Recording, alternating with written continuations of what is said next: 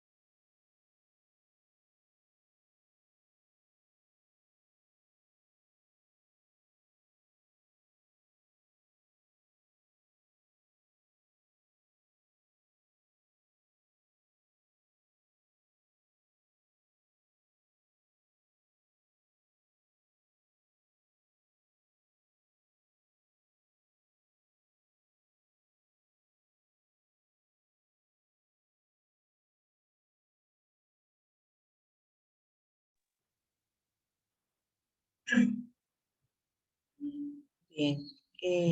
aún somos 3, pero vamos a comenzar nuestra clase, ¿sí? Y al final tomamos asistencia. Supongo que sucede lo mismo que la semana pasada, no sabía dónde entrar. Y eso que ya coloqué el nombre. Bueno, lo he colocado. Vamos a comenzar la clase del día de hoy. Como ustedes ven, la clase que nos corresponde ya en esta segunda semana es la clase sobre materiales y equipos. Si ustedes han llegado a revisar su guía de práctica, este manual, donde explica extensivamente muchos materiales, ¿sí? Los invito a que lo lean, que lo revisen para poder complementar lo que vamos a hacer el día de hoy, ¿no? Por la hora, pues no podemos hacer absolutamente todos los materiales y equipos que están ahí. Pero nos vamos a centrar en lo que más se maneja, ¿no? A nivel de laboratorio. Y porque estos son unos materiales y equipos que no solamente lo van a ver ni les van a hablar el día de hoy, ¿no? Hoy en esta asignatura de biología. También hay otras asignaturas, ¿no? Que llevan, que tienen, que hacen experimentación con este material, ¿no? Hablamos de microbiología, hablamos de bioquímicas, hablamos de química pura, ¿no? Entonces, lo que se busca es que por lo menos lo reconozcan, sepa cómo se llaman y para qué sirven. Un ejemplo de que no es la única vez que van a ver esto, es que a nivel de laboratorio de diagnóstico, el laboratorio clínico, eh, utilizamos estos materiales, muchos de estos materiales, la lámina por objeto, los tubos, el microscopio, la centrífuga, equipos tan especiales, materiales tan rutinarios, ¿no? Que su manejo se nos hace ya común, ¿no?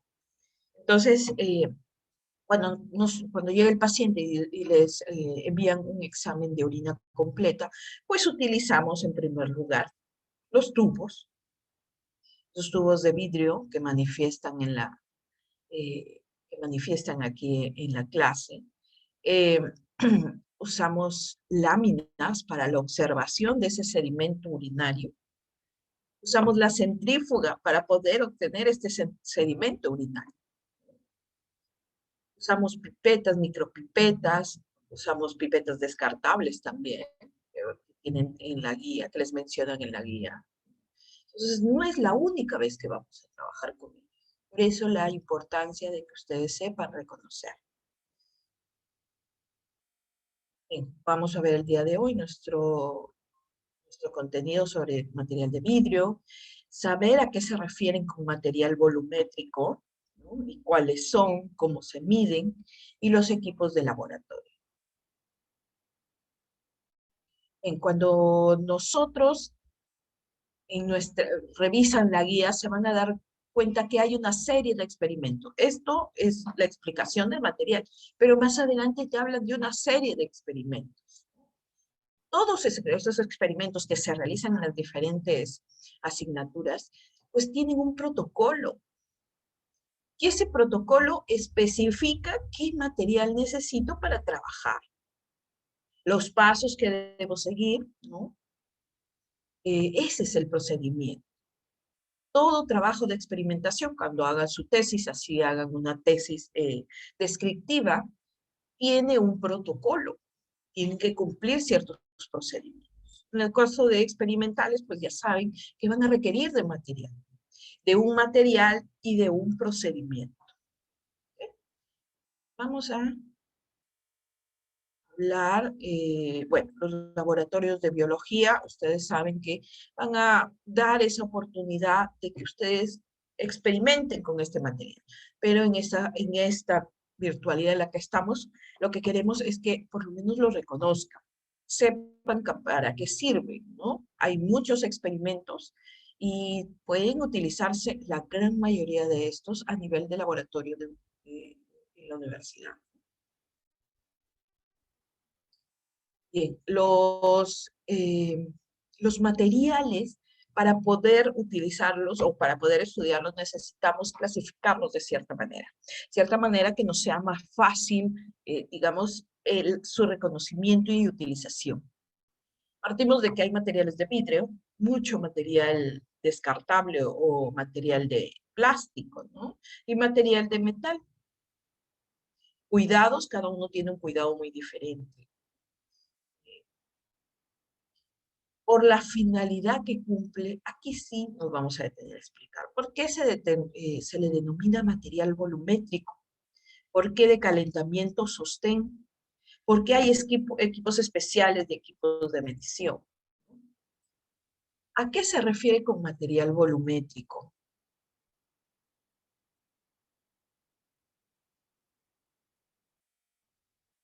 Su nombre lo dice. ¿Para qué sirve un material volumétrico? Capacidad de volumen. Para medir volumen, ¿no? Para medir gracias. Para medir volumen, ¿no? Volumétrico. Yo necesito trabajar con 100 mililitros de agua para diluir un reactivo. Pues me agencio de estos materiales que tienen esta medición que me va a permitir, oh, perdón.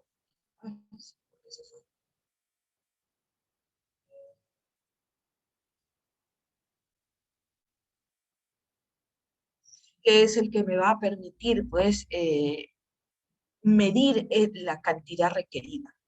Una característica del material volumétrico, volumen, es esta escala. Entre más detallada milimétricamente esté la escala, pues es mejor. Me da una precisión mayor.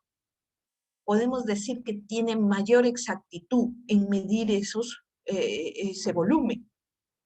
En cambio, recuerden que este material volumétrico no lo podemos calentar. Por ejemplo, la probeta, las pipetas, las buretas, no lo podemos calentar. Entonces, y son ejemplos de materiales volumétricos. ¿Pero qué podemos calentar? Pues podemos calentar los vasos o beakers, los balones, los matraces de Erlenmeyer. Ustedes, si ven en la guía, ven un vaso o beakers que tiene una escala, ¿no? Pero esa escala no es precisa, no está milimetrada. Y como les digo, entre más grande es el material, el equipo, menos precisión tiene. Las probetas, las pipetas, son materiales más pequeños. Tienen una escala milimetrada que le permite esa precisión. ¿Okay? Bien, hay algunos materiales que usamos para calentar. Hablamos de balón, matraces, hablamos de piques, hablamos de las lunas de reloj, que son unos pequeños vidrios que me ayudan a calentar material. Material pequeñito, por ejemplo, en el caso de la mitosis, cuando veamos mitosis te dice calentar las raicillas de la cebolla en un colorante, tengo que llevarlo a calentar. Lo llevo a calentar en este tipo de material porque me facilita la observación de las raicillas. Entonces, cosas así, ¿no? Cada uno de estos materiales va a ser utilizado preferentemente en ciertos procedimientos. Bien, hablamos de equipos de medición. ¿Por qué equipos de medición? Porque son esos equipos que me van a dar una medida. Lo que ustedes tienen aquí, ahora sí tengo para es una balanza analítica. Esta balanza analítica me va a pesar gramos, miligramos, microgramos, ¿no? Me da una medida. ¿Es el único equipo de medición? No. El espectrofotómetro es un equipo de medición, ¿no? Es un equipo de medición que me va a dar, que me va a leer la absorbancia de la luz. Me va a expresar esa absorbancia en nanómetros. Es un equipo de medición, el espectrofotómetro que tienen en su guía. ¿Qué otro equipo de medición tenemos? Por ejemplo, el pHímetro. El pHímetro es otro equipo que me va a permitir medir y me va a dar un valor, una escala. Me va a decir, esto tiene pH 3.3, entonces yo sé que la lectura es 3.3. Por eso se consideran equipos de medición. Me da un valor. En cambio, los equipos especiales son equipos que me van a apoyar en mi trabajo rutinario y laboratorio. Aquí hablamos de la centrífuga. Aquí hablamos de baño María. La centrífuga me separa medios. El baño María me calienta material. Algunos medios que me pide calentar a baño María. El mismo principio del baño María que usamos en casa es en un equipo especial aquí en laboratorio. Otro equipo especial, los microscopios. Las cámaras de bioseguridad son equipos especiales, apoyan mi trabajo. Pues vemos el detalle.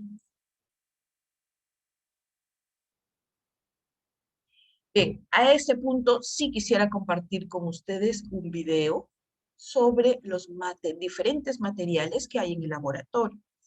Okay, vamos a compartir.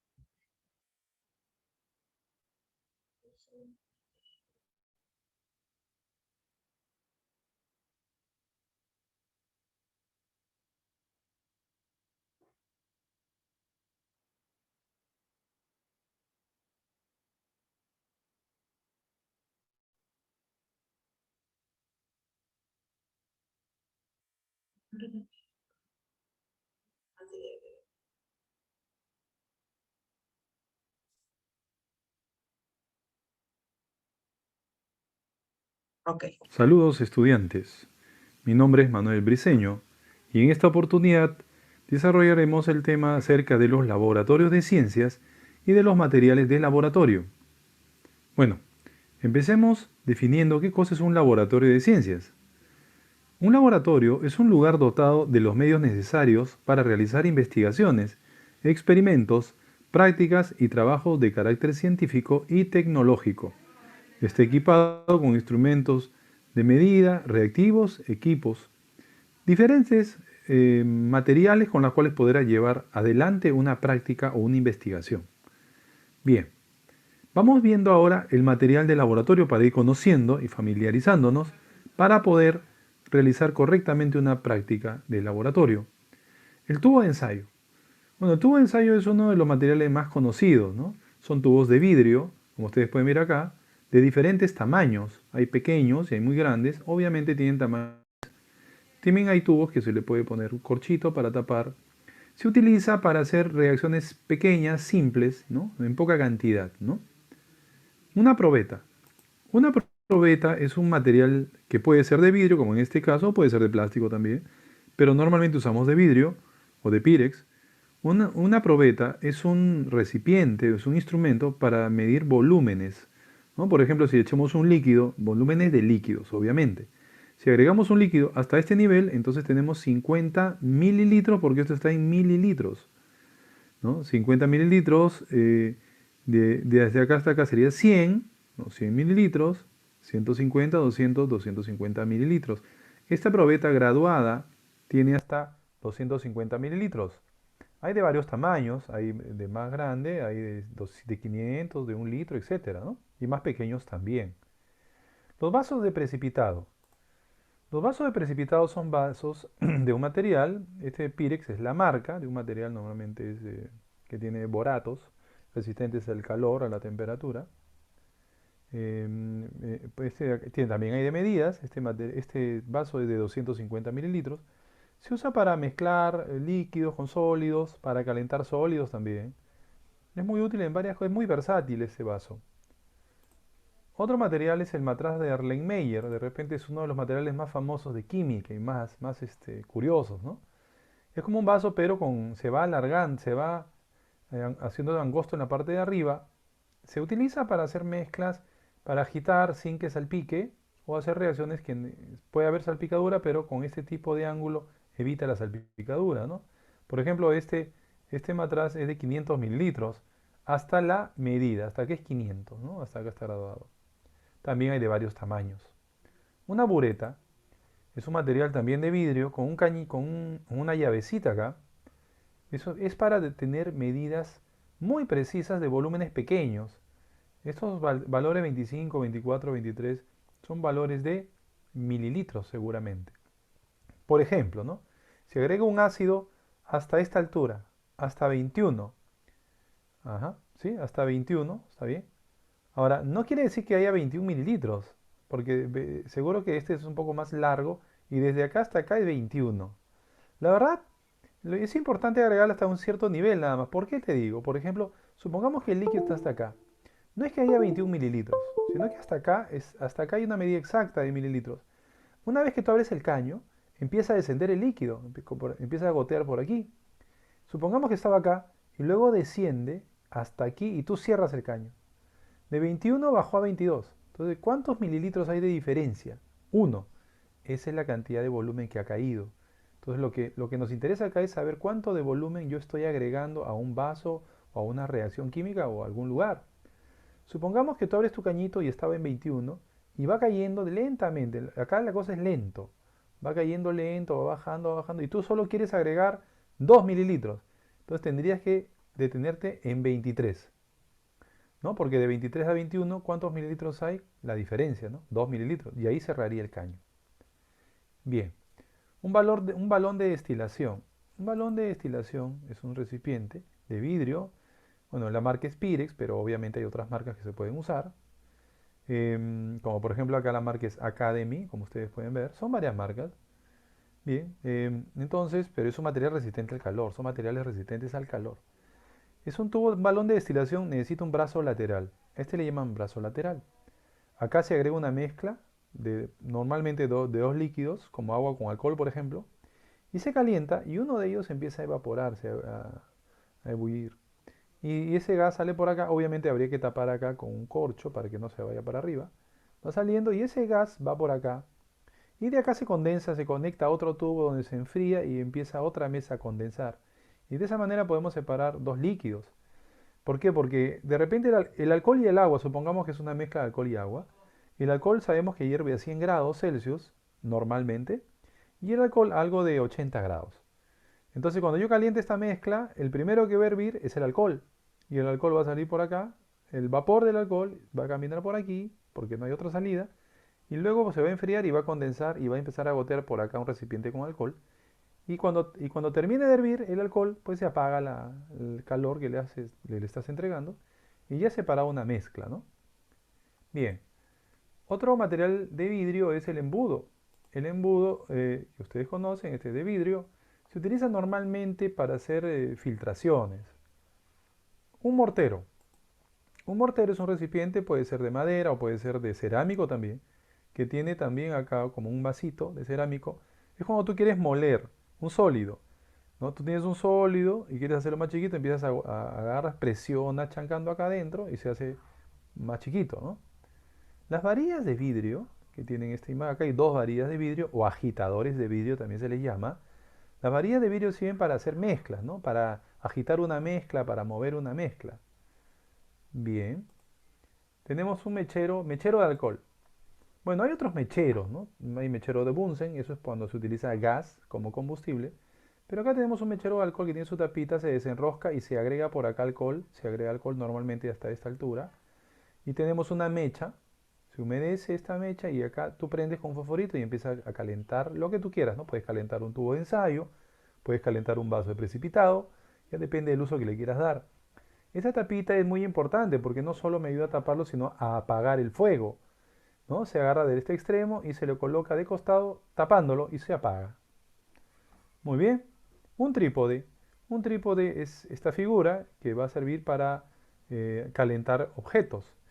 Donde este mechero de alcohol se coloca debajo, se enciende, pero faltaría algo para colocar acá como una mesita, como un soporte donde yo podría colocar encima un vaso de precipitado.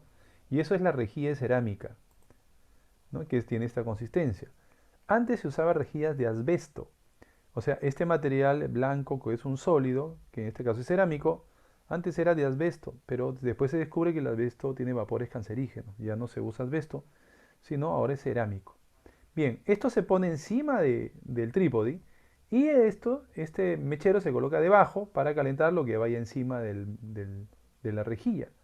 Encima de esta rejilla que iría acá se colocaría un vaso de precipitado si quisiera yo calentar el líquido que tiene el vaso. Como por ejemplo está acá. ¿Ven? Esto se llama montar el equipo. Montar el equipo es armar lo que tú quieres hacer. Acá está el trípode, acá está la rejilla de cerámico y abajo está el mechero que se prende para calentar cualquier cosa que tú quieras poner acá encima, que podría ser un vaso. Muy bien. Otro instrumento es el aro de soporte. Es un aro que ahorita te voy a mostrar para qué sirve, que tiene acá se le llama nuez, a esto se le llama nuez, ¿no? Que va a servir para ajustar a una varilla, ¿no? Colocarlo en una varilla metal y ajustar para que no se caiga. Pinzas para tubo de ensayo es cuando yo quiero, por ejemplo, acá hay dos tipos de pinzas, hay una metálica y una de madera, que parece un gancho de ropa, pero más alargado. Yo prefiero normalmente estos de acá, son más fáciles de maniobrar, el de madera. Acá se abre como un gancho y colocas el tubo de ensayo, que de repente lo quieres llevar a otro sitio para calentar el tubo de ensayo, ¿no? Para trasladarlo, ¿no? Bien. Un soporte metálico es una base metálica y una varilla grande. Este es un poco grande. Esto también se puede separar la varilla de acá. Esto se enrosca aquí. Se enrosca, ¿no? Gira y se ajusta. Esto de soporte metálico, ahorita vamos a ver para qué sirve. Pinza para balón. Esa pinza para balón es para sujetar un balón de ese como el de destilación del cuello, ¿no? Del cuello del balón, de la parte larga del balón. Por ejemplo, en esta parte yo puedo abrir acá, soltar un poquito para que esto se retire y colocarlo por arriba hasta cierta altura y luego ajusto y queda acá sujeto al soporte metálico. Entonces es un soporte. Y con este otro extremo giro acá, se abre la llave para colocar un balón, ¿no? Un balón de destilación o algo que se quiera sujetar. Como por ejemplo está mostrado de esta manera, ¿no? Acá está mi soporte metálico y acá por ejemplo tengo un aro, ajustado acá un aro, que es un instrumento que vimos hace un rato, y este sería mi pinza para balón. En este aro, por ejemplo, yo podría poner un embudo, ¿no? Un embudo y separar una mezcla acá. Y acá sujetar un balón, sujetar porque de repente quiero calentar algo y no voy a estar agarrando el balón todo el tiempo en mi mano, ¿no? Tendría que estar ajustado con esta pinza para balón. Obviamente se gradúa, tú sueltas un poquito acá y lo bajas a la altura que tú quieres, de acuerdo a tu conveniencia. Si acá tienes tu mechero chiquito acá abajo, entonces esto de acá lo bajo hasta aquí, ¿no? Para calentar algún instrumento, ¿no? Muy bien, estos son algunos de los instrumentos que usamos en laboratorio. Obviamente hay muchos más que vamos a conocer más adelante. Espero que les haya servido.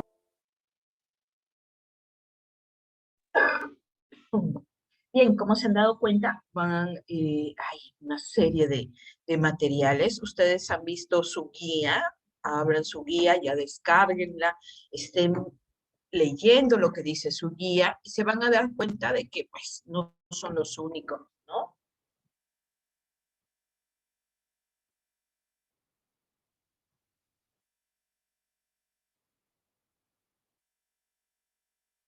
Porque le estoy preguntando a la doctora de otro grupo. Sí. No tiene algunos alumnos de este grupo. Eh, Tenemos dos grupos en simultáneo, así que con ella también me pregunta por qué no, no tiene alumnos tampoco. Dime, Karen. Profesora, buenos días. Yo he estado ingresando a la clase de la profesora Arce, pero me dice que yo, o sea, desde la clase pasada, la clase primera, estoy ahí y hoy día, y me dice que yo no figuro en su lista. En su lista, ok. A ver, Ajá. vamos viendo. Vamos un ratito, tomar un par de minutos.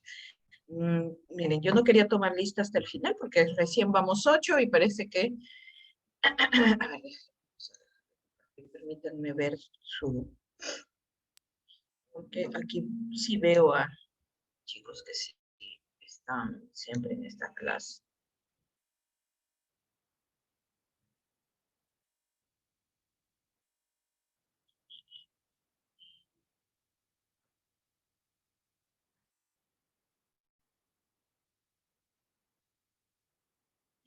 Mi equipo. Este es-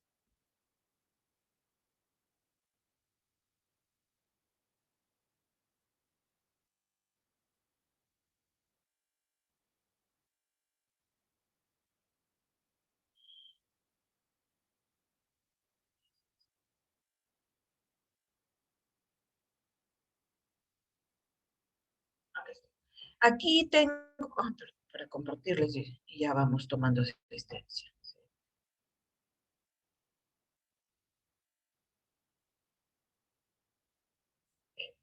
Como ustedes ven, tengo a Chen Arias, Jan Miguel, creo que está levantando la mano, ya sabes. Chingo Alvites, Presente, Miss. Dávila Moreno, Soy yo, Miss. Sí, estaba ya acá. sabes. Lo que pasa es Hidrógono, que la primera semana no me aparecía la opción de su clase, solo me aparecía la doctora Sandra. O sea, no ok, tenía no hay. cómo poder ingresar. Recién hoy día sí me ha aparecido el link, intenté ingresar temprano, pero tampoco me rebotaba. Y ahorita la doctora Sandra me dice que sí, por favor, bueno, voy a hablar con usted para que me considere la asistencia, por favor, de la semana Ok, pasada. al finalizar la clase vemos esto, ¿sí? Porque tengo que ver otra semana. Esta es la semana 2. Tengo que regresar a la semana 1. Sí, no te preocupes, pero al finalizar. Hidrogo,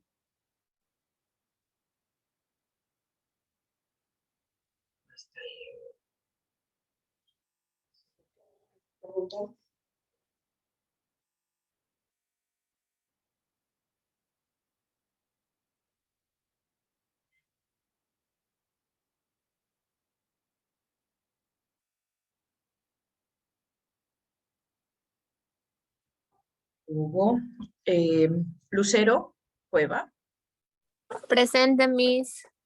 y es Lucero. Mantilla, Livia Poma, Presente, Miss. buenos días.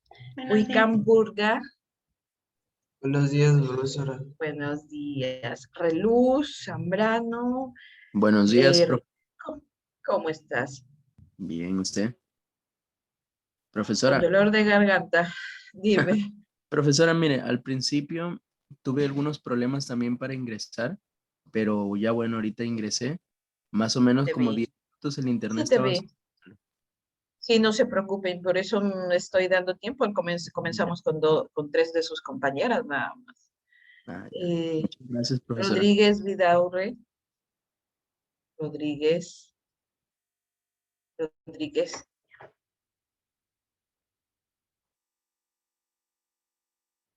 Y Silva Sánchez.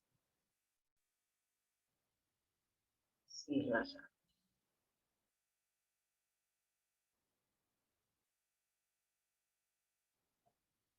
Bien, vamos, entonces.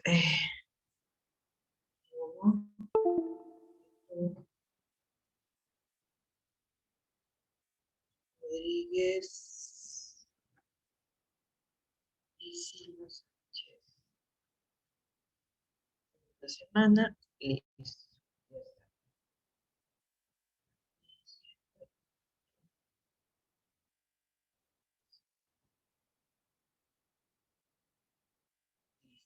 Ahora sí, vamos a continuar nuestra. Karen, ¿me quieres decir algo más?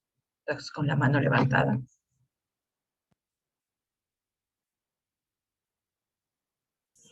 No, Miss, no, Miss. Ahorita bajo la Ya, mano. ya, no preocupar. Bien, nos quedamos aquí. Básicamente, cuando han visto el video, han visto una serie de materiales, ¿no? Cada uno tiene una finalidad. Tenemos materiales de vidrio. Si ustedes han revisado su guía, muchos materiales, cada uno con una medida, cada uno de un volumen, ¿no? Para una finalidad o puede usarse para varias cosas. No es el caso de los tubos.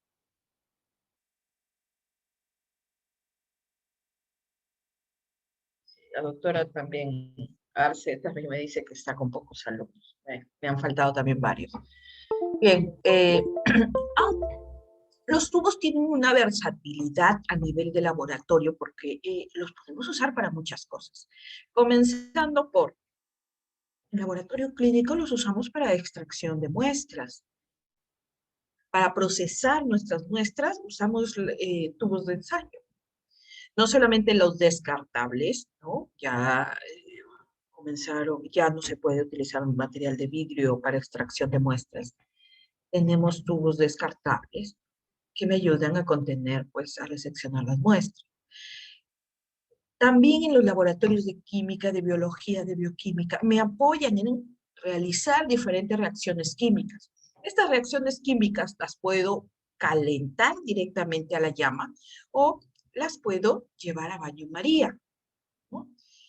Cuando las caliento en baño María, no hay problema, Verónica. Verónica, ¿tú te tomé lista? Verónica, ¿te tomé lista? Sí, me parece tú. Verónica, ¿podrás poner tu apellido? Porque cuando ustedes no me ponen apellido, en verdad no sé quién es. Claro, ya, ok, sí, yo te he puesto falta, Verónica, ya al finalizar la clase. Sí. Trate, por favor, de poner tu nombre y apellido. No entre con nombres porque no los puedo asociar. Traten mejor, entren a clase con nombres y apellidos. Al finalizar, Verónica me haces recordar. Bien, entonces los tubos de ensayo tienen esa versatilidad, ¿no? Calentar en baño María, no hay problema, no hay riesgo de que sufra, que se puedan quebrar, pero el problema viene cuando la parte experimental me dice que debo calentarlo directamente a la llama. El calentamiento siempre va a ser intermitente, ¿no? Como lo ven en la imagen, con esa finalidad de no quebrar el material. Se corre riesgo, sí, hasta que expulse la solución al calentarse. Por eso es que se realiza de esa manera. Me apoyo de pinzas, ¿sí? Como dijeron en el video, me apoyo de pinzas tanto de metal como de madera. Bien, resumiendo, tienen vasos, beaker, ustedes se dan cuenta que tiene una escala, pero esta es una escala muy imprecisa, no es nada exacta. Si ustedes se dan cuenta, ven, solo tiene líneas de 50, líneas de 100, de 150. No me indica con precisión. Lo que sí me indica con precisión son las probetas, ¿verdad? Les han hablado de los balones de destilación. Aparte de los balones de destilación, tenemos los matraces Kitasato que tienen en su vía. También tienen esa prolongación en el cuello del material, porque porque ayudan a formar parte de los equipos de destilación. Tenemos el matraz de Meyer, los embudos Büchner, el embudo de separación. El embudo Büchner lo uso para la extracción al vacío, extraer líquidos de un material y dejar los residuos sólidos, se quedan aquí en el embudo. Estoy recolectando material. Pues los embudos de separación para las titulaciones, para las reacciones químicas que me piden tener una separación de muestra, ¿no? Para eso. Pinzas, también tienen en su guía los frascos lavadores o pisetas. O pisetas. ¿Okay? Después tenemos a los morteros, que les han hablado, para triturar. Estos morteros pueden ser de porcelana. Las gradillas para colocar los tubos, las espátulas, las cucharillas, todos esos de metal, que me va a permitir pues mezclar los reactivos. Tenemos los balones, los soportes universales, como les explicaba, ayuda a armar los equipos de destilación, de extracción al vacío, pero también me permiten, en el caso de los balones, yo puedo colocar un balón sobre el soporte. ¿Okay? Coloco un embudo sobre estos aros de metal que tiene el soporte y le coloco un mechero debajo y me va a permitir calentarlo. Me va a permitir calentarlo. Yo coloco mi mechero y ahí lo tengo reaccionando. ¿Puedo usar nada más estos sujetadores en aro? No, hay varios sujetadores. Hay unos que son como pinzas, otros como garritas, que es para sujetar pues, cuellos más delgados, como es el caso de los matraces o de los balones de destilación. Puedo las buretas colocarlas también en estos soportes universales. También les hablaban de los trípodes, ¿verdad? Estos trípodes, yo coloco mi mechero, sea de alcohol o de mechero Bunsen, y lo que hace esta rejilla es distribuir el calor uniformemente. Si yo estoy trabajando con un beaker, un vaso de precipitación o beaker, yo corro el riesgo de colocarlo en el fuego y que se rompa. Entonces, al colocar la rejilla, lo que hago es distribuir uniformemente el calor. Esa es la finalidad de las rejillas.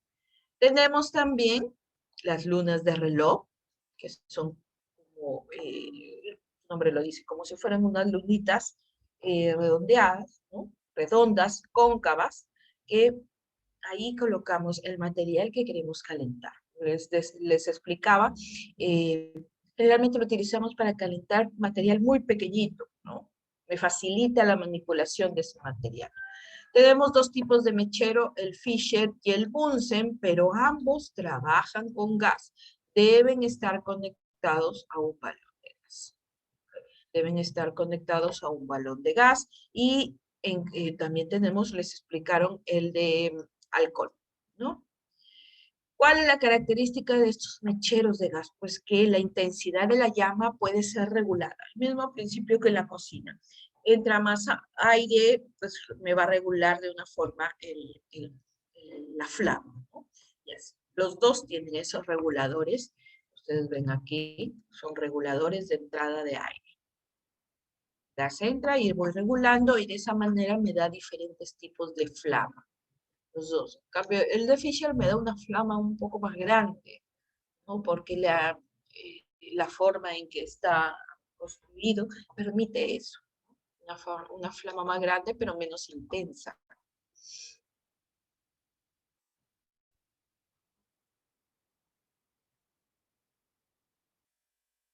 Bien, les han hablado de los mecheros, los frascos ámbar también son otros materiales, los tapones de goma, los goteros, etc. Vasos de precipitación o beaker, probetas graduadas, pipetas, buretas son considerados materiales volumétricos. Los vasos de precipitación también tienen una escala, pero tienen una escala más imprecisa, ¿no? No son menos exactos. Bien, en este punto sí vamos ya a entrar a la medición de líquidos.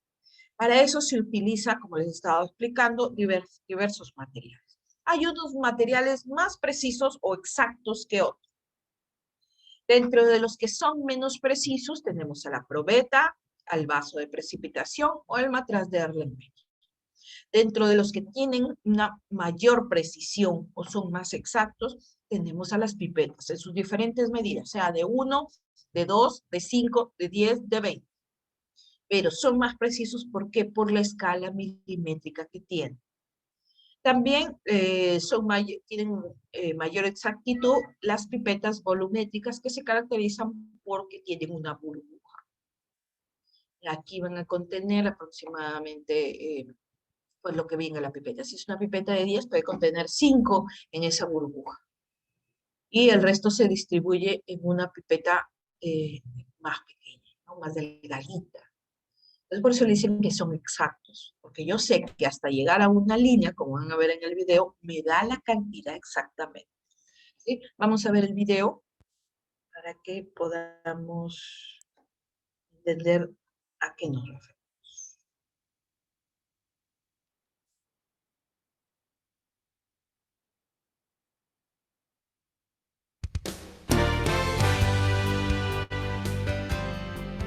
Hola, en este vídeo vamos a hablar del material volumétrico, es decir, el material que utilizamos en un laboratorio para medir volúmenes.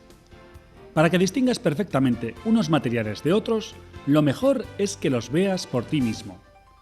Así que nos vamos de visita a un laboratorio.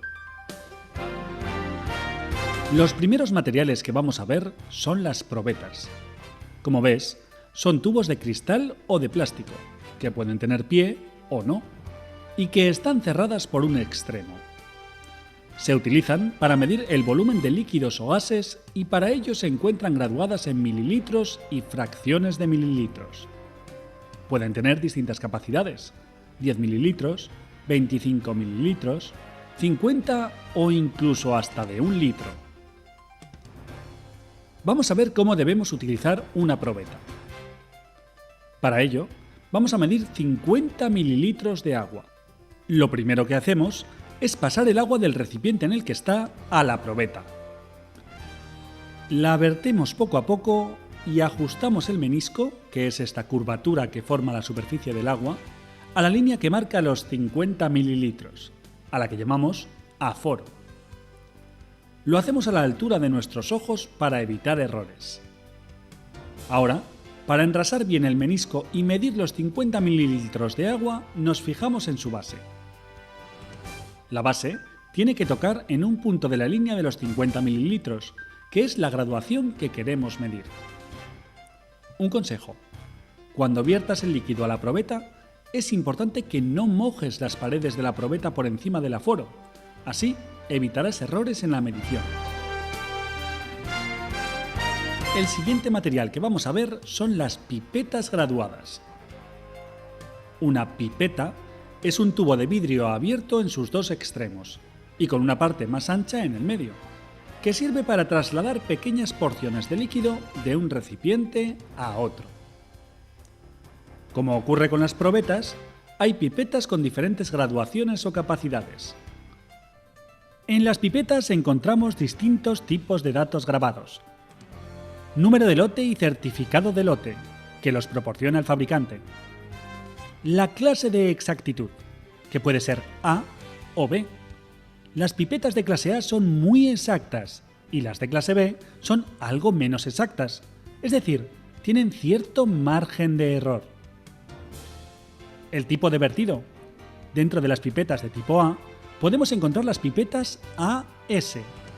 Estas pipetas son de vertido rápido y para ello tienen una abertura de punta mayor que permite vaciarlas más rápido y facilita su limpieza. La temperatura a la que está calibrada y ajustada la pipeta, que puede ser 20 o 40 grados centígrados. La tolerancia, que es el margen de error que tiene la pipeta al medir. Vamos a ver los pasos que necesitamos seguir para llenar una pipeta con agua. Antes de nada, comprobamos que está limpia. Revisamos que no está rota mirando sus extremos. Y por último, la colocamos en el soporte. Ya estamos listos para empezar. Para llenar la pipeta de agua, vamos a succionarla con ayuda de la prepipeta, que es una pipeta sin graduar que trasvasa el líquido de su envase inicial a la pipeta final. Las prepipetas más usadas son el aspirador de cremallera y la pera de seguridad. El aspirador de cremallera es una prepipeta que se aloja en la parte superior de la pipeta y que tiene una rueda lateral que, al girarla, acciona el mecanismo de cremallera y hace subir el líquido. Para vaciarlo lentamente, giramos la rueda despacio en sentido contrario a la ascensión del líquido. Y si queremos vaciarla con rapidez, presionamos la palanca que encontramos en el lateral. La pera de seguridad es una prepipeta con válvulas que funciona de la siguiente manera. Presionamos su botón superior para que haga vacío retirando el aire de su interior. Ponemos la boquilla de la pipeta dentro del extremo inferior de la pera de seguridad. Introducimos la pipeta en el líquido que se va a succionar, en este caso, agua. Presionamos el botón intermedio para producir un efecto succión y el agua asciende por ella.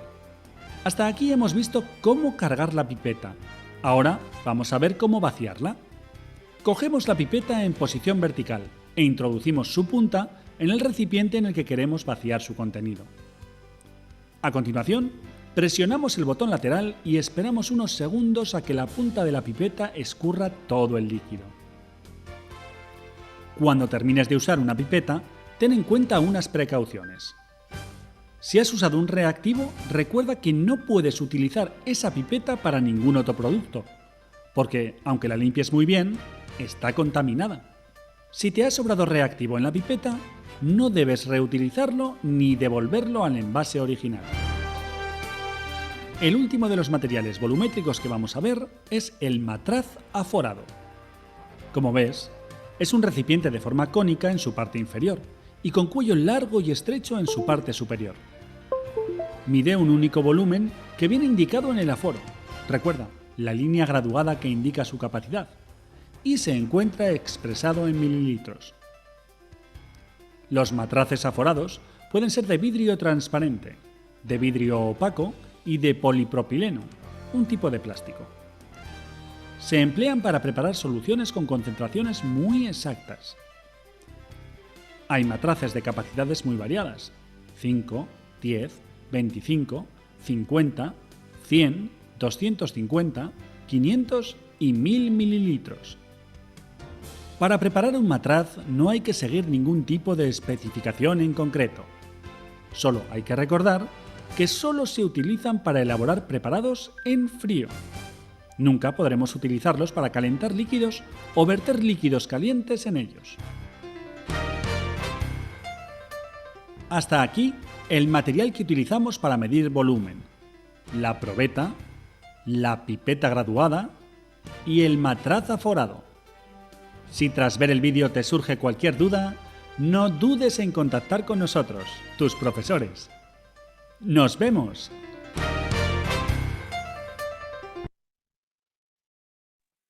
Bien, como se dan cuenta, ¿no? Nos habla ya de esa medida del material, ¿no? Hay materiales que, como es esto, el balón volumétrico, en la guía lo tienen como fiola, lo pueden encontrar como frasco volumétrico, tiene medidas exactas. Lo mismo sucede con estas pipetas volumétricas. Tienen una medida exacta, una línea graduada que le va a permitir decir, hasta aquí tengo 5 mililitros, tengo 10 mililitros, etc. Lo mismo sucede con estos matraces o balones aforados o fiolas o frascos volumétricos, balones volumétricos, etc. Tiene varios nombres, lo podemos encontrar con varios. Bien, la bureta es otro de esos materiales volumétricos. ¿Ven? Acá le he puesto fiola, que no es otra cosa lo que les estoy indicando, ¿no? Estos balones volumétricos o aforados. La probeta, las pipetas, los beakers son materiales volumétricos. Bien, les hablaban de que no se puede pipetear con la boca. ¿Para eso qué utilizan? Utilizan dos prepipetas o propipetas, ¿ok? Una es esta bombilla, ¿no? De Hebe, que es muy antigua, de las primeras que salieron, pero que aún se usan en los laboratorios. Ahora hay esa propipeta que es de cremallera, y actualmente ya tenemos los propipeteadores o las micropipetas. Las micropipetas que tienen cantidades pequeñitas, ¿no? 10 microlitros, 5 microlitros, 1 microlitro. Y hay otras pipetas automáticas que también cumplen la misma finalidad, ¿no? Se observa, puedes simplemente programar los mililitros y los tienes, ¿no? Quieres 20 mililitros, programas, pones 20, peteas y listo, te saca con exactitud, ¿no? Esa es la ventaja. Estos propipeteadores tienen una manera de funcionar. El que tenemos de carril, no hay problema, lo colocas sobre la pipeta y aspiras, succionas la cantidad exacta que quieres, no, la cantidad que quieres, no exacta. En estas bombillas, como ustedes han visto, tienen 3 botones. El A, que significa para el aire, para quitarle el aire a la bombilla. El S, el botón S, que ustedes lo ven aquí, que sirve para succionar. Yo hago pinza y succiono. Y tengo en este lado la letra E, que sirve para expulsar. ¿Okay? Esto lo usamos en laboratorio para succionar material y no pipetear nunca con la boca. Bien.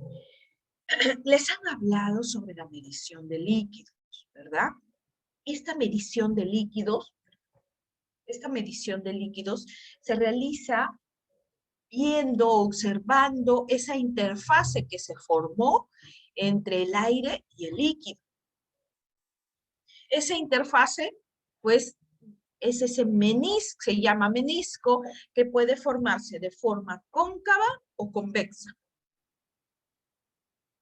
Cada uno se forma por una propiedad que tiene los líquidos, que es la propiedad de capilaridad. Esa ascensión de líquido por las paredes del vidrio debido a las fuerzas que tienen esas moléculas, tanto del líquido como del vidrio, de adherirse.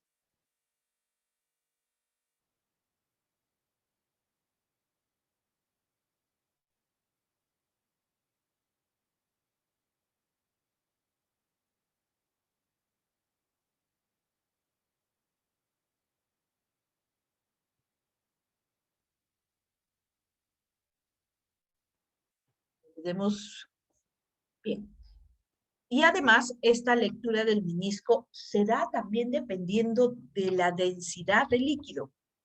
Recuerden que hay líquidos menos densos y otros más densos. Un ejemplo de ello es el mercurio, la sangre, que son muy densos, ¿no? En cambio, el agua, la orina, son más líquidas, ¿no? Tienen menos densidad. Vamos a explicar un poco esto. Esto lo tienen también en su guía, ¿sí? Vamos a explicar. Me dice que aquí se cumple una propiedad, que es la propiedad de capilaridad.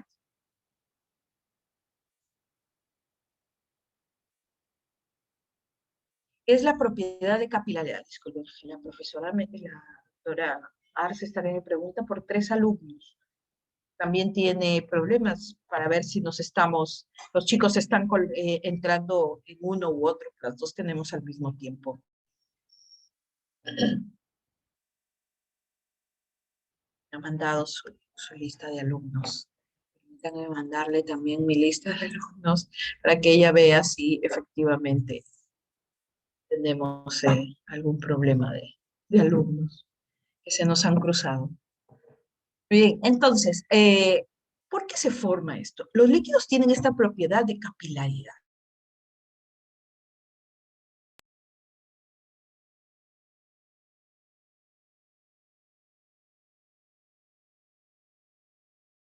Tiene una propiedad denominada capilaridad. Esta capilaridad, ¿no? Esta capilaridad se da porque hay unas fuerzas de adhesión y unas fuerzas de cohesión. ¿Quién tiene fuerzas de adhesión y cohesión? Tanto los líquidos, las moléculas del agua, como las moléculas del vidrio. Entonces, esta propiedad que tienen, le va a permitir ascender por las paredes. Es como si se cogieran de las moléculas del líquido, se cogen con las moléculas del vidrio. Escalan, escalan, escalan. Pero la formación de este menisco se da por 2 cosas. Se da de 2 maneras. Una, de forma cóncava, se curva el menisco hacia arriba, hacia abajo, y de forma convexa, que se curva el menisco hacia arriba. Debido a que cuando la fuerza de cohesión del líquido es más fuerte que la de adhesión de la pared de vidrio, se forma este tipo de menisco convexo. En cambio, si las moléculas del líquido son atraídas con mayor fuerza por las moléculas de las paredes del vidrio, es por cohesión. Acá hay una interacción de fuerzas, las fuerzas de adhesión y las fuerzas de cohesión. Cuando una predomina sobre la otra, se forma o convexo o cóncavo. El ejemplo que les puedo dar, cuando ustedes leen el termómetro, ¿no? El termómetro para las temperaturas, los termómetros de mercurio, ustedes ven que el mercurio va corriendo, va corriendo, va corriendo.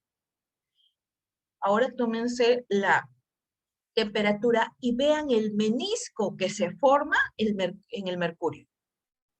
No es así, el menisco no es cóncavo, no es un menisco hacia adentro o hacia abajo. El menisco es convexo y va corriendo de esa manera por el termómetro.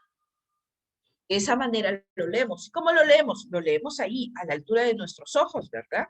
No lo leemos abajo porque no vamos a poder leerlo. No lo leemos arriba porque no se nota ese mercurio. Así que, véalo, ese es un gran ejemplo de capilaridad y de cómo se forman los meniscos. La lectura siempre va a ser a esta altura, ¿no? Siempre se va a dar a la altura de la vista. Visto en el video, el observador se bajó, ¿no? A la probeta. Les doy el ejemplo. Tenemos una línea de 5 mililitros, ¿no? Hasta ahí son 5 mililitros. Y yo tengo una solución de agua, ¿no? Una solución X, que forma un menisco cóncavo.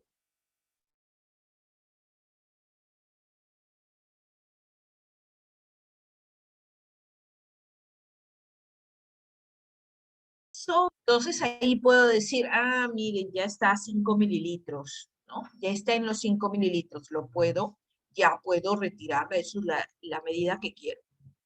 En cambio, cuando el menisco es convexo, se forma por debajo de la línea. Es decir, que yo voy a ascender, succionar el líquido hasta que ese menisco esté por debajo de la línea de medición. Entonces ahí puedo decir, ah, aquí hay 5 mililitros. Bien, también les han hablado sobre toda la impresión que tienen generalmente los materiales volumétricos. Lo que todos los materiales volumétricos tienen es la cantidad expresada en mililitros. Aquí puede ser de 1, aquí puede ser de 5, aquí puede ser de 2 mililitros, etc. Está expresado con las letras más grandes. Todos los materiales volumétricos necesitan tener el ISO, que puede variar. Ese ISO me dice que es digamos, la norma en el cual ha sido fabricado el material. No todos los materiales tienen letras A y C. Pueden tener la letra A, pueden tener la letra AC, o pueden tener la letra B. ¿Okay? Pueden tener esas tres letras. ¿Qué significa? Que son las más exactas. Ahí tienen el margen de error muy pequeño. Mientras la AC significa que son exactas, pero tienen un vaciado rápido. No todas las pipetas tienen. Ahora, también tenemos la letra B. La letra B, ¿qué significa? Que no es que no sean precisas, sino que tienen menos precisión. Es decir, que el margen de error es mayor. Este margen de error puede variar y ese es el que me determina, la exactitud que tiene la pipeta o el matrazo forado, la probeta o la bureta. Los márgenes de error no solamente significa, en este caso, ¿qué significa más o menos 0.05 mililitros? Significa que puede excederse en 0.5 mililitros. Es decir, que midió 10.05 mililitros. O puede darse el caso también que lea con deficiencia, en déficit, es decir, 9.95 mililitros. Ese es el margen de error. El margen de error puede variar. Ustedes ven que es 0.05, pero también tenemos un margen de error de 0.03 o 0.025. ¿Okay? Los márgenes de error varían. ¿Qué me determina el margen de error cuán exacta? Es ese material volumétrico. Pipeta, probetas, buretas, etc. ¿Okay?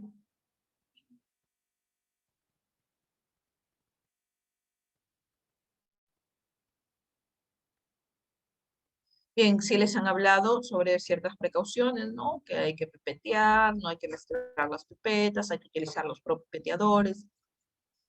Bien, este video sobre láminas portaobjetos sí, trátenlo de ver en una hora más conveniente. Lo que sí quisiera con ustedes es compartir el uso de la centrífuga.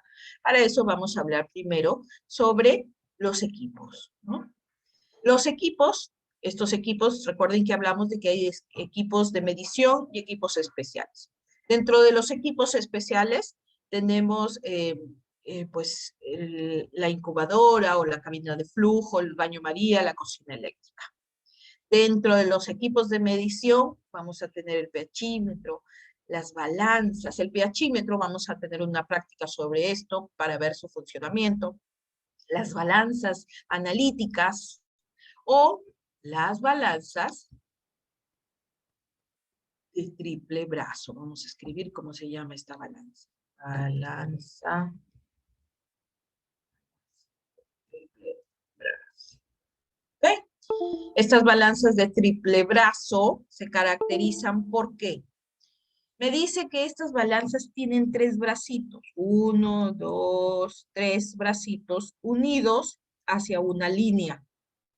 Cada uno de estos bracitos va a contener una pesita. Una pesita. Cada bracito tiene una escala. Pueden ser kilos, gramos, miligramos. Si yo quiero 55 gramos, pues utilizo solamente el segundo bracito, que me explica en gramos, ¿no? Que me da 10, 20, 30, 40, 50, 60, 70, 80, 90 gramos. Mientras que la de atrás es en miligramos, y ahí ya hablamos de una escala más precisa, ¿no? Más chiquita. En cambio, la de kilos, pues estas generalmente llegan a 3 kilos, 5 kilos, 5 kilos. Y adelante, pues el primer bracito tiene que decir 1 kilo, 2 kilos, 3 kilos. Así. Me ayuda a medir sobre el platillo, yo coloco lo que quiero pesar. Y se alinea con esta línea que está para este lado. Por eso se les dice de triple brazo. Tiene 3 bracitos y cada uno con una pesa. En los equipos especiales tenemos el baño María, que es un equipo para calentar material, sin riesgo de que se resquebraje, nada, ¿no? Las cocinas eléctricas, las cabinas de flujo laminar y la estufa. Aquí en el caso de las estufas vamos a detenernos y explicar. En la guía tienen hornos o estufas y tienen incubadoras. ¿Cuáles son? Los hornos son aquellos que tienen una escala de entre 50 a 200 grados centígrados. Son equipos que se encargan de esterilizar material, es decir, de eliminar los microorganismos de ese material. A esa esterilizadora u horno se le conoce como horno de calor seco o esterilizadora de calor seco. Si el horno va de 50 a 200 grados, la temperatura promedio en la cual voy a eliminar los microorganismos es de 180 grados por 30 minutos. 30, 35, 40 minutos. Entonces, el material lo coloco ahí para esterilizarlo y dejarlo libre de microorganismos y lo pueden usar en... ¿qué se esteriliza aquí? Ropa quirúrgica, material de vidrio, ¿no? Material quirúrgico.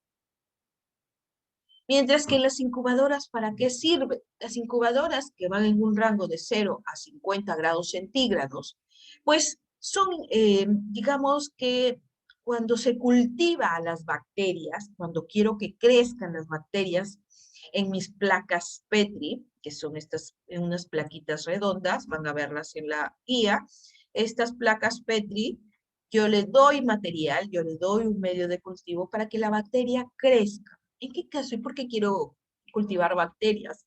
Para el urocultivo, que es el examen de orina para saber qué antibiótico debe usarse en el paciente. Los coprocultivos, los cultivos de secreciones. Yo debo cultivar a la bacteria, hacer que crezca esa bacteria para poder enfrentarla a diversos antibióticos. Por eso es que existen las incubadoras, para darle la temperatura exacta que necesitan las bacterias. Recuerden que si la bacteria crece en nuestro cuerpo, son microorganismos que les debes dar temperatura corporal. 37 grados, temperatura corporal. ¿Okay? Entonces, esas son las incubadoras, diferentes a los hornos o esterilizadoras de calor seco. Dentro de los hornos también tenemos a otro equipo que me va a permitir esterilizar material, y ese es el autoclave. Esta autoclave me da calor húmedo. Las autoclaves me van a dar calor húmedo, los van a ver en su guía, ¿ok? También esterilizo material dentro de las autoclaves. Tanto el horno como el autoclave llegan a 180 grados. ¿Cuál es la diferencia? La autoclave es como si tuviéramos una olla a presión. Le agregas líquido, le agregas agua y colocas tu material dentro de una rejilla. Le estás enfrentando a ese material al vapor caliente que llega hasta 180 grados. Cambio la esterilizadora, por eso es calor seco, simplemente el calor es el que va a esterilizar el material. Un calor seco.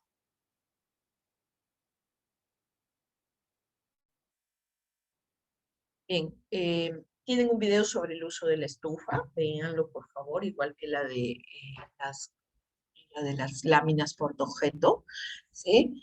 Lo que sí vamos a ver es el uso de la centrífuga. Este es un equipo muy especial, muy rutinario, lo usamos tiene una utilidad. Van a ver el video y ustedes mismos me van a decir para qué sirve, ¿no? Digamos, ¿no? ¿Cuál es el uso de este equipo?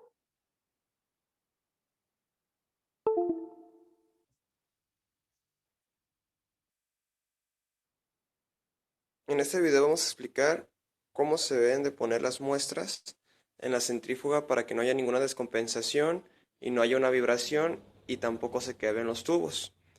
Bien, aquí tengo dos tubos de vidrio, están llenos con agua. Esta prueba la vamos a hacer con agua. Supongamos que es sangre.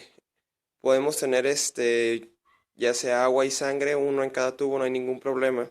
Lo que tenemos que verificar es que siempre estén al mismo nivel de la sustancia ambos tubos y que los tubos sean iguales. ¿Por qué? Porque como estamos trabajando a 3500 revoluciones, 4000 revoluciones, cualquier descompensación de peso hace que la centrífuga vibre. Bien, vamos a colocar uno de los tubos en una camisa de la centrífuga y vamos a poner el otro exactamente enfrente del otro. Tenemos que hacerlo en línea recta.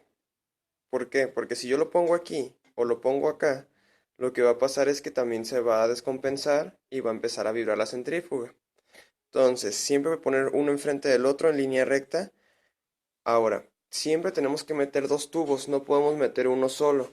Si metemos uno solo, volvemos a lo mismo, hace que la centrífuga empiece como a bailar. Ahora, si tenemos un solo tubo de sangre, ¿qué es lo que podemos hacer? Tomar otro tubo y llenarlo con agua hasta el nivel donde está el otro tubo con la sangre. Siempre tener al mismo nivel todo, para que no vibre la centrífuga. Ahora, ponemos a trabajarla, ponemos el tiempo, verificamos antes que nada que las velocidades estén en el nivel 0. Prendemos el switch. Vamos a aumentar las velocidades gradualmente, hasta donde lo queramos. Normalmente para la separación del suero de la sangre lo que necesitamos es 3500 revoluciones por minuto y un tiempo aproximado de 5 minutos. Hay quien lo deja hasta 10 minutos dependiendo cómo lo quieren. Ahora vemos que la centrífuga está trabajando con los tubos llenos, no está vibrando, no camina, está perfectamente alineada. En dado caso que la quisiéramos detener y no ha transcurrido el tiempo necesario, le podemos dar en el switch de apagado. Aquí la centrífuga hace un freno gradualmente, por lo que no hay problema de si se mezcla la muestra o una cuestión de así. Ahora, si la queremos volver a poner a trabajar, lo que tenemos que verificar siempre va a ser que las velocidades estén en el nivel 0. Ahora volvemos a poner a trabajar, prendo mi switch y aumento gradualmente las velocidades.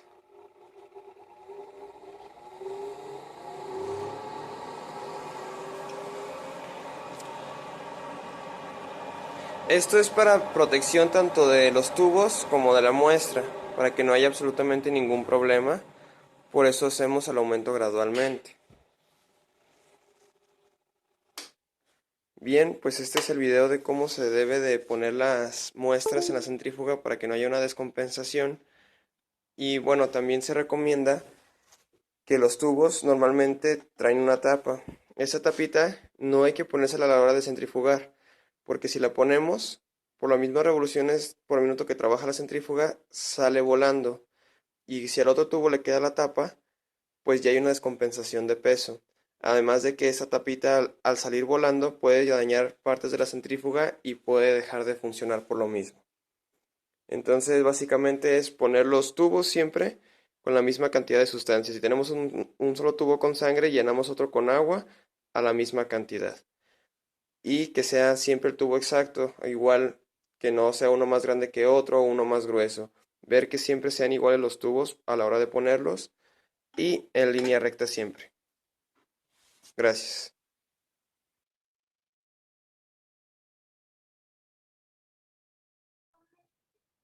Bien, vamos a entonces contestar nuestra pregunta.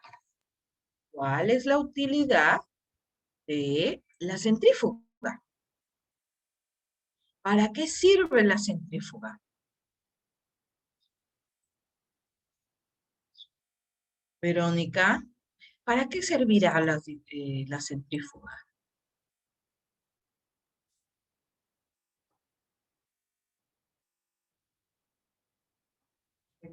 ¿Me escuchas?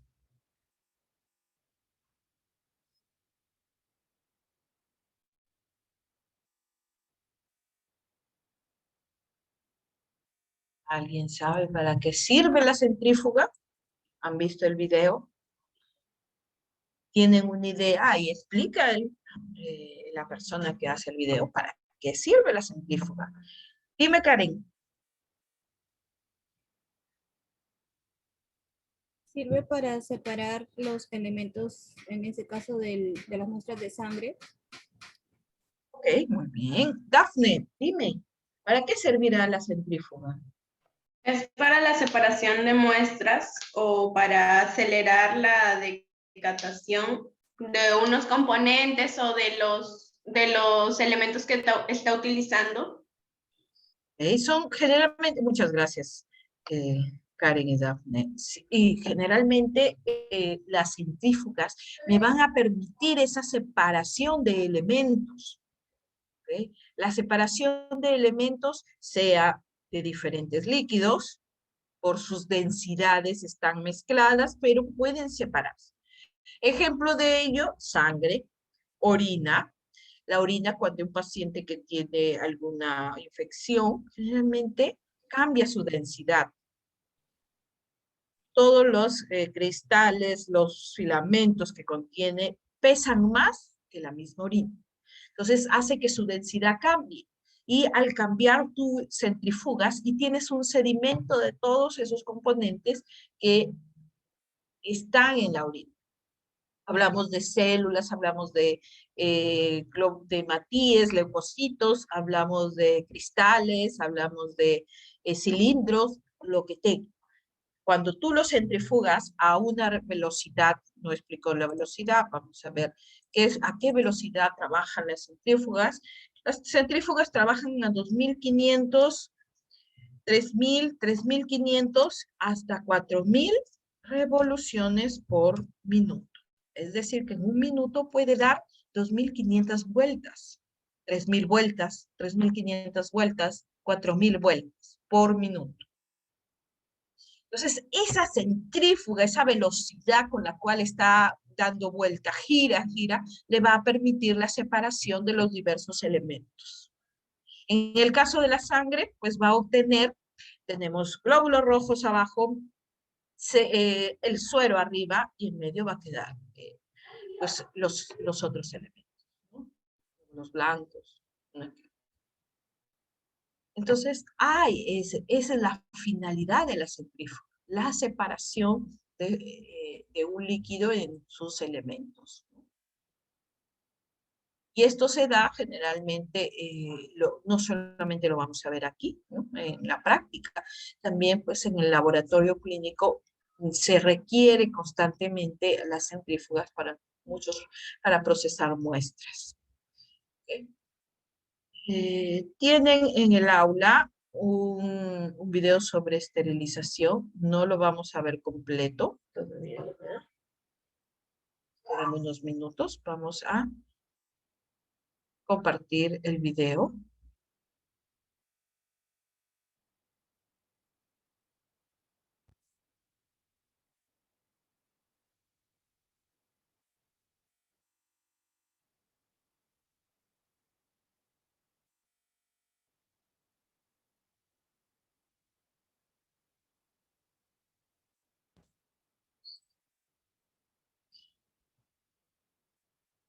Karen, creo que te escribí. Perdón, Verónica, creo que te escribí. Por favor, contéstame.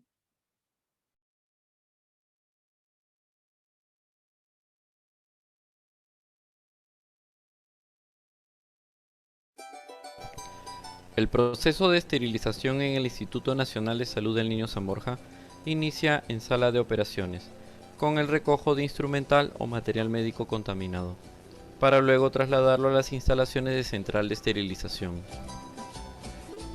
El instrumental contaminado es trasladado al área roja, donde se resecciona y se verifica en forma oral su ingreso, corroborando lo físico con los registros.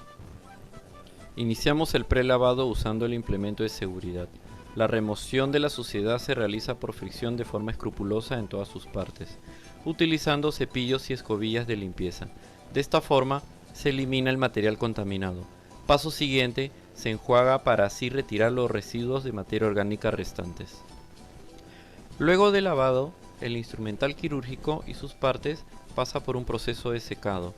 Esto se realiza utilizando una pistola de aire comprimido, con el cual se asegura un secado completo. El material médico limpio se entrega al área azul. Esta área es la responsable de verificar la limpieza correcta a través de una inspección física. Con la ayuda de una lupa se inspecciona aleatoriamente los instrumentos médicos más difíciles de lavar. Verificamos integridad, limpieza, rótulos correctos y finalizado este proceso de inspección, se realiza el hisopado de los instrumentos más difíciles de lavar para efectuar el test de bioluminiscencia. Se rompe la ampolla para activar la prueba y se agita en forma horizontal y vertical para mezclar los componentes. Esta prueba permitirá evaluar de forma objetiva la higiene en la superficie del instrumental. En 15 segundos nos muestra el resultado 0, resultado que indica que el material está libre de suciedad. Continuamos con el empaque del equipo quirúrgico con envoltorio de grado médico. Este se envuelve en forma de sobre. Se colocan los indicadores químicos externos y el rótulo correcto del equipo. Fecha de preparación, vencimiento. Ven, estos equipos y número de carga.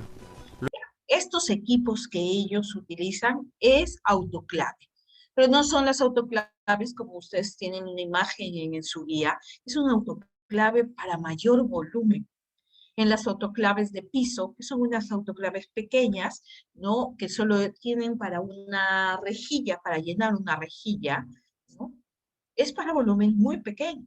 En cambio, en los hospitales, recuerden que el volumen de material a esterilizar es enorme. Entonces, estos equipos que ustedes ven son sus autoclaves. Luego de completar el registro, se coloca en la canastilla para su posterior esterilización a alta temperatura en la máquina autoclave. Se programa y se espera aproximadamente 1 hora. En el área verde se resecciona el material esterilizado, se apertura el autoclave y se coloca el carro guía.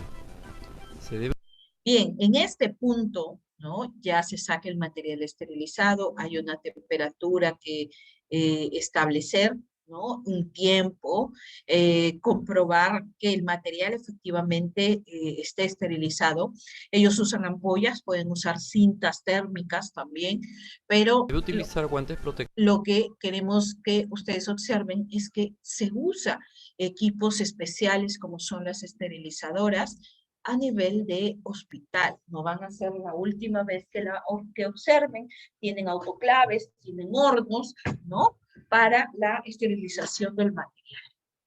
Bien, vamos a continuar. Hemos hablado las semanas pasadas sobre las cabinas de bioseguridad, ¿no? Estas cabinas de bioseguridad, pues, son obligatorias, recuerden, en el nivel 3, donde voy a trabajar con microorganismos, ¿no? En el nivel 3 ya es obligatorio la utilización de estas cabinas que sean clase 2 y 3. Las clase 1 las pueden usar en los laboratorios de diagnóstico, los laboratorios que están en las clínicas, ¿no? Recuerdan que hablamos de esa separación de laboratorios. Entonces, los de nivel 3 ya no.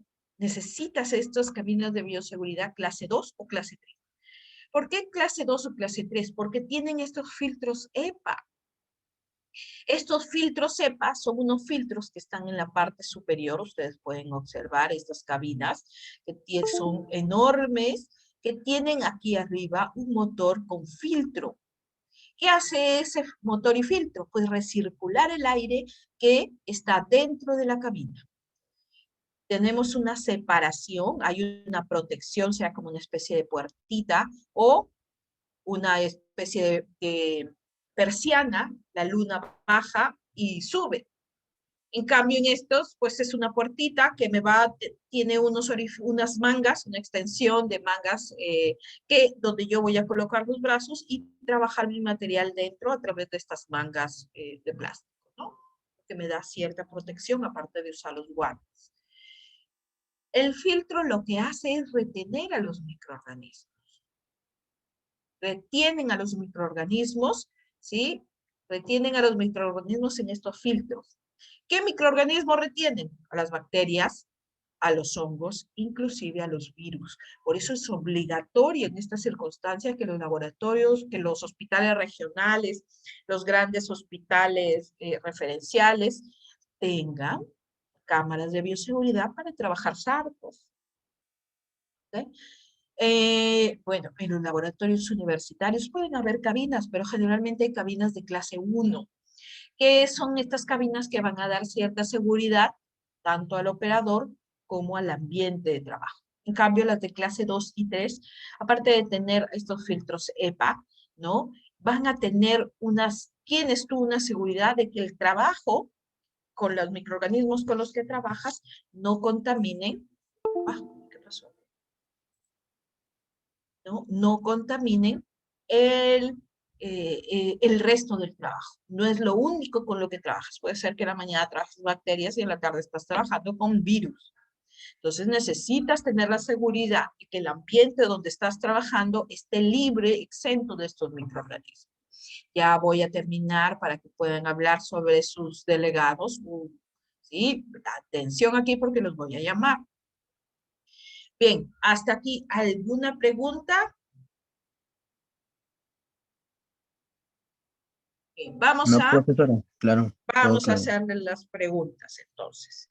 Me dicen, ¿cómo se llama el menisco que se lee por encima de la línea? ¿Y cómo se llama el menisco que se lee por debajo de la línea o del nivel del menisco? ¿Cómo se llama? Recuerda que hablamos de dos tipos de meniscos que se formaban, un curvo hacia abajo, un curvo hacia arriba. ¿Cóncavo y convexo? ¿Cuál es cóncavo y cuál es convexo? El cóncavo es el que se abre para... Uno por uno. Primero, Dafne, que tú eres la que me estaba respondiendo. ¿Quién me estaba hablando? Ok, Dafne. ¿Convexo cuál es? Es el que se abre para abajo. ¿Y el cóncavo? Para arriba. ¿O es al revés? Ok, vamos a eso a aclararlo. Karen, dime. El cóncavo es el que es hacia abajo, la curva, hacia adentro, y el convexo es el que es hacia arriba de la línea. Vamos viendo entonces. Miren, recuerden, cóncavo es el que se lee por encima de la línea. Cóncavo hacia abajo, ¿no? Esa curva hacia abajo es el cóncavo. Y el convexo se lee, vamos a poner lapicito, y el convexo se lee por debajo de la línea. Se lee por debajo de la línea, ¿ok? El convexo. El cóncavo siempre se va a leer por encima de la línea. Y el convexo se va a leer por debajo de la línea. Cóncavo hacia abajo. Convexo hacia arriba. ¿Ok? Pero cada uno se lee de diferente manera. El cóncavo sobre la línea y el convexo debajo de la línea. Les sigo diciendo. Vean sus termómetros de mercurio, cómo se forma ese menisco y cómo lo leen ustedes. ¿Ok? Bien, tenemos otras preguntas. Bien, ¿cuál es la utilidad de la centrífuga? Señor Juan Reluz, ¿cuál es la utilidad de la centrífuga? Ya para terminar. Gracias a la centrífuga, por lo que pudimos ver, podemos separar, por ejemplo, sustancias. Y esto lo hace por medio de la rotación. Y incluso nos enseñó en el video de que debemos ponerlo, si es que son dos, los tubos de ensayo que ponemos ahí, debemos ponerlo en lados así paralelos para que no haya un desequilibrio. Ok, muy bien. Recuerden que las centrífugas son estos equipos que me van a permitir la separación de diferentes soluciones. Gracias, Juan. A ver, tenemos ya. La última pregunta es nombrar estos instrumentos. Ya los hemos nombrado, han visto los videos. ¿Alguien me puede decir cómo se llama la letra A? ¿Cómo se llama el instrumento que está en la letra A?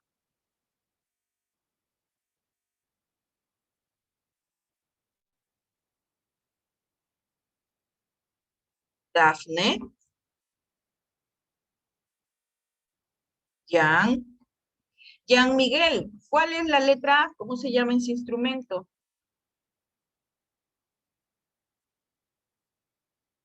El de la letra A no me acuerdo, pero me acuerdo el último, el... ¿Cómo se llama el último?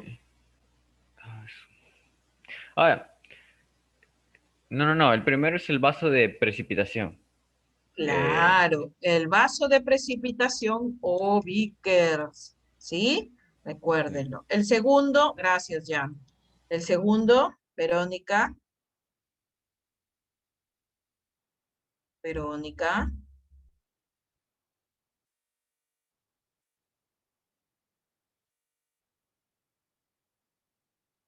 El balón volumétrico.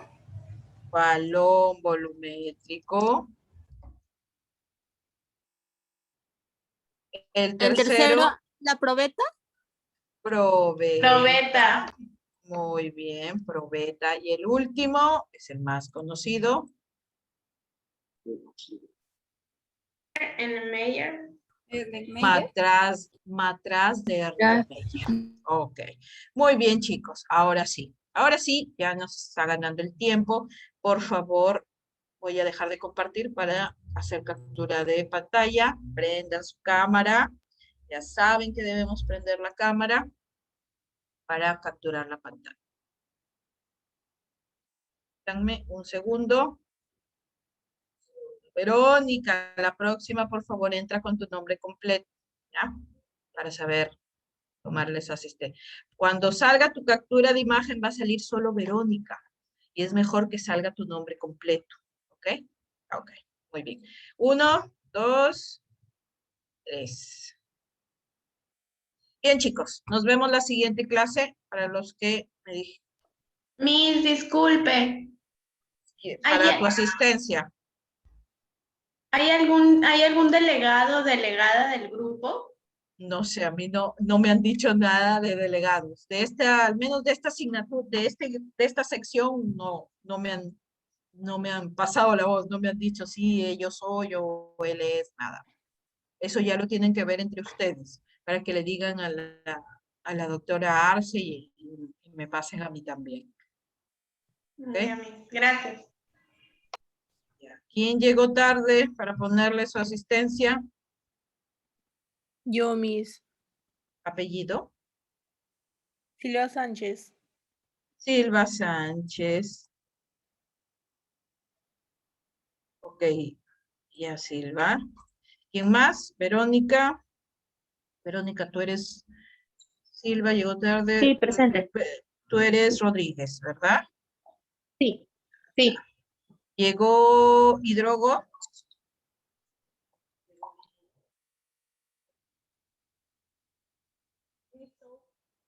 Estamos viendo, ¿sí? Cuídense. Hasta la siguiente clase. Lean, resuelvan sus pasitos, por favor, sus cuestionarios.